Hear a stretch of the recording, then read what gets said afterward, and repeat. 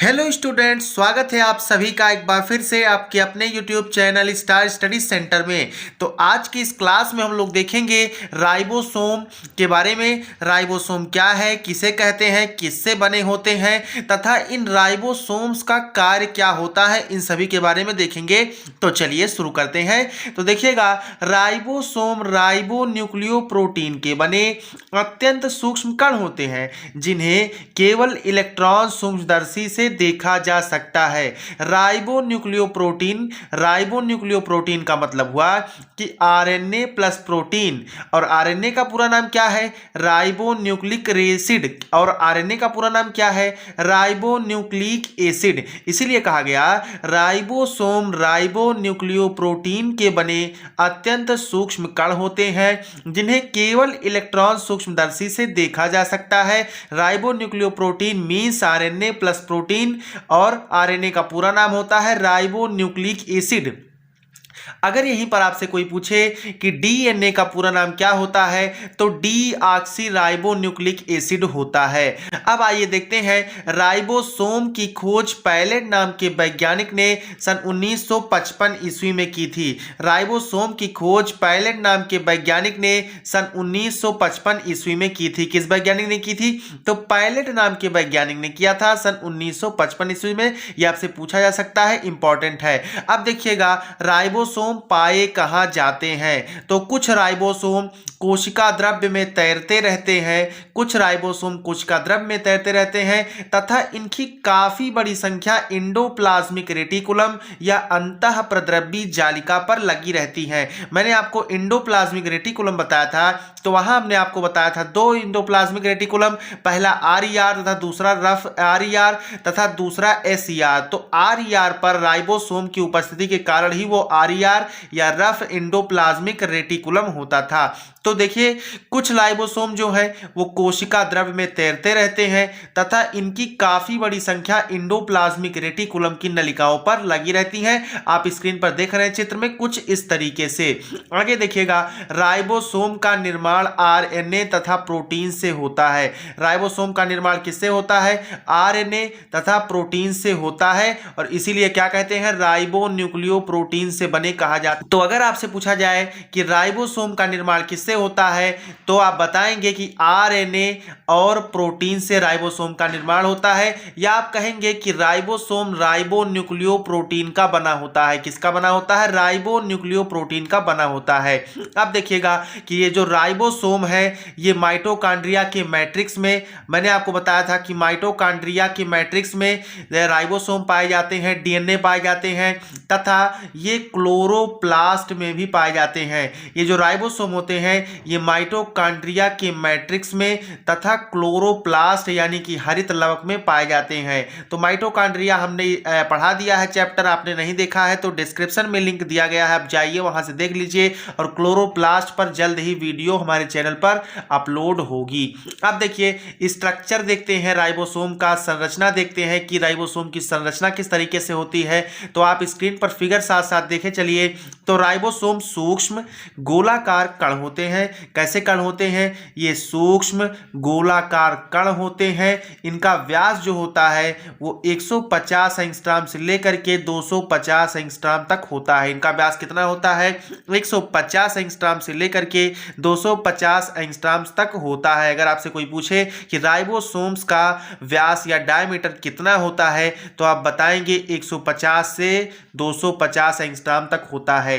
प्रत्येक राइबोसोम दो उप इकाइयों का बना होता है जिनमें छोटी व बड़ी उप इकाइयां शामिल होती हैं। दो उप इकाइयों का बना होता है जिनमें छोटी व बड़ी उप इकाइयां शामिल होती हैं। कुछ इस तरीके से राइबोसोम्स बनते हैं। इसमें एक छोटी उप इकाई होती है तथा ये जो नीचे आप देख रहे हैं ये बड़ी उप इकाई होती है।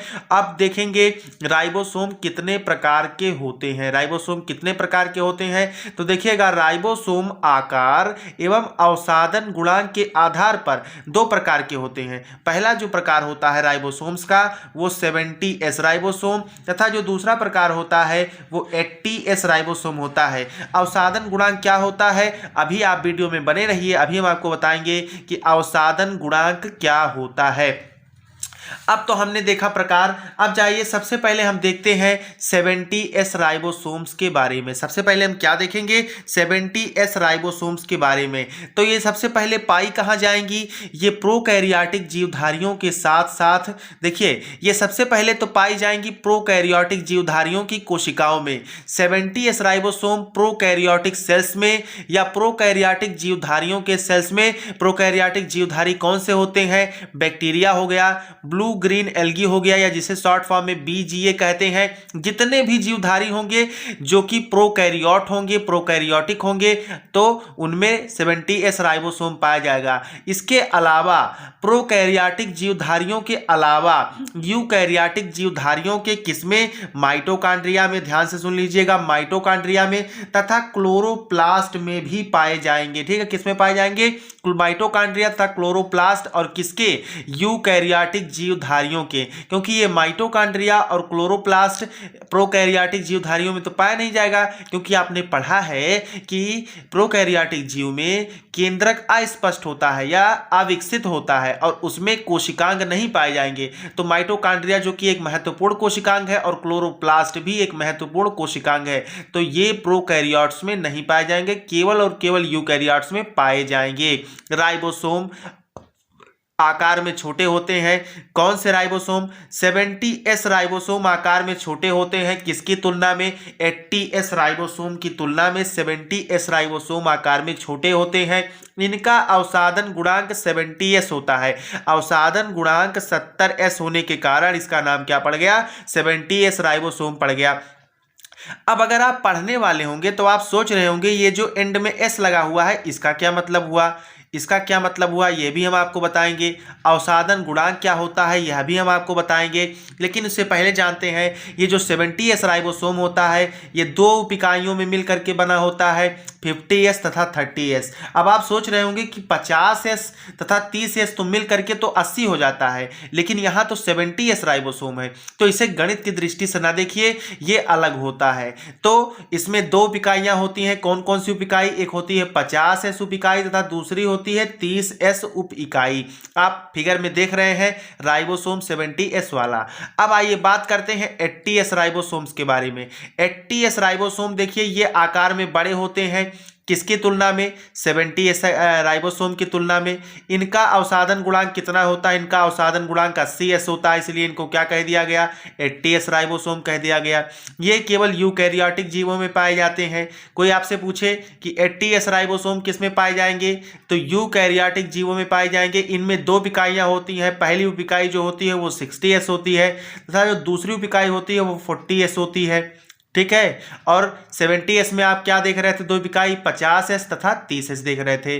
अब आगे देखिएगा, अब हम आपको बताएंगे कि अवसादन गुणांक क्या होता है। हम क्या बताएंगे आपको? अवसादन गुणांक क्या होता है, किसे कहते हैं? Sedimentation coefficient.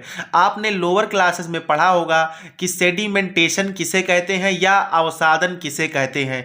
तो राइबोसोम के अध्ययन के लिए एक विशेष यंत्र प्रयुक्त होता है। राइबोसोम के अध्ययन के लिए एक यंत्र प्रयुक्त होता है जिसे अल्ट्रा सेंट्रीफ्यूज कहते हैं। क्या कहते हैं? इसे अल्ट्रा सेंट्रीफ्यूज कहते हैं। अगर आपसे कोई पूछे कि अल्ट्रा सेंट्रीफ्यूज का इस्तेमाल करते हैं तो राइबोसोम के अध्ययन में, या कोई आपसे पूछे कि राइबोसोम के अध्ययन के लिए किस यंत्र का इस्तेमाल करते हैं, तो आप बताएंगे अल्ट्रा सेंट्रीफ्यूज यंत्र का इस्तेमाल करते हैं। तो देखिए, राइबोसोम के अध्ययन के लिए एक विशेष प्रकार का यंत्र प्रयुक्त होता है जिसे अल्ट्रा सेंट्रीफ्यूज कहते हैं। राइबोसोम का एक घोल लिया जाता है और इस घोल को विशेष प्रकार की नलियों में डालकर जब तेजी से घुमाया जाता है तो विभिन्न आकारों के राइबोसोम भिन्न भिन्न गति से नली की तली पर बैठते हैं। तो जिस गति से भिन्न भिन्न आकार के राइबोसोम नली की तली पर बैठते हैं, इसी गति को क्या कहते हैं भैया? इसी गति को कहते हैं अवसादन गुणांक कहते हैं। ठीक है, स्पष्ट हो गया। अब इसकी जो मापने की इकाई होती है, इसकी मापन इकाई को क्या कहते हैं? क्या? स्वेडबर्ग यूनिट कहते हैं। स्वेडबर्ग यूनिट क्यों कहते हैं? क्योंकि स्वेडबर्ग नाम के वैज्ञानिक ने इसको खोजा था। स्वेडबर्ग नाम के वैज्ञानिक ने इसको खोजा था अल्ट्रा सेंट्रीफ्यूज को, और इसी अल्ट्रा सेंट्रीफ्यूज की मदद से जो गति आपको दिखाई दे रही है, नली की तली पर जो भिन्न भिन्न आकारों के राइबोसोम आकर के बैठ रहे हैं और उसी गति को अवसादन गुणांक कह रहे हैं। तो इसी के कारण ये जो आपको यस दिखाई दे रहा है बार बार, यस यहाँ भी देखा गया, आपने देखा यहाँ भी यस देखा, यहाँ भी यस देखा, तो यस का फुल फॉर्म जो है स्वेडबर्ग यूनिट है और इसी को यस से रिप्रेजेंट करते हैं। आप ध्यान से देख लीजिएगा, यस से रिप्रेजेंट करते हैं। अब आगे आपको एक और महत्वपूर्ण देखिएगा, अल्ट्रा सेंट्रीफ्यूज की खोज किसने की थी? तो थियोडोर स्वेडबर्ग ने की थी। अल्ट्रा सेंट्रीफ्यूज की खोज थियोडोर स्वेडबर्ग नाम के वैज्ञानिक ने की थी और इसी से जो डेरिवेट करते हैं हम लोग वो स्वेडबर्ग यूनिट कहते हैं। क्या कहते हैं? स्वेडबर्ग यूनिट कहते हैं। अब आइए देखते हैं राइबोसोम के प्रमुख कार्यों को। राइबोसोम के प्रमुख कार्यों को, तो राइबोसोम का जो प्रमुख कार्य है वो प्रोटीन सिंथेसिस, ठीक है, प्रोटीन सिंथेसिस में सहायता करना है। प्रोटीन का संश्लेषण करने में राइबोसोम सहायता करता है और इसीलिए इसको क्या कहते हैं? Protein factory of the cell कहते हैं। राइबोसोम्स को protein factory of the cells कहते हैं।